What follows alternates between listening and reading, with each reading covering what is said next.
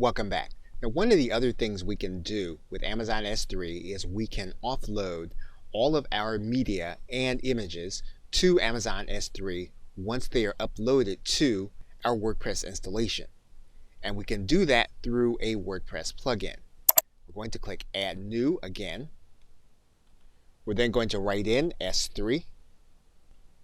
And then what we're going to do is pick up WP Offload S3 Lite by clicking Install Now. We're then going to click Activate. What we will do is go to the Settings tab. We will then go to Offload S3 and then click that link. And of course, what we'll need to do first is we'll need to define AWS keys. So we'll click this link.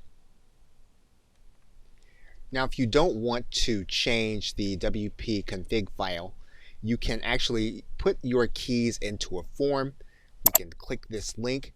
And what we'll need to do, of course, is we'll need to create an IAM user. So now our tool is ready to be used, now that our keys have been saved. So all you'll need to do is to scroll to the top and then begin to work inside of the menus. Now we can choose to create a brand new bucket, or we can browse our existing buckets. In this case, we're going to create a new bucket. Once we have a name for the bucket, we're then going to click Create New Bucket. And we can basically now choose how we want the plugin to work, so that when a file is being copied to our database inside of WordPress, we can have that file copied then to Amazon S3. We can also then have the files rewritten so that they will then be served from Amazon S3 instead of our server. We can also have our files removed from the server when they are uploaded.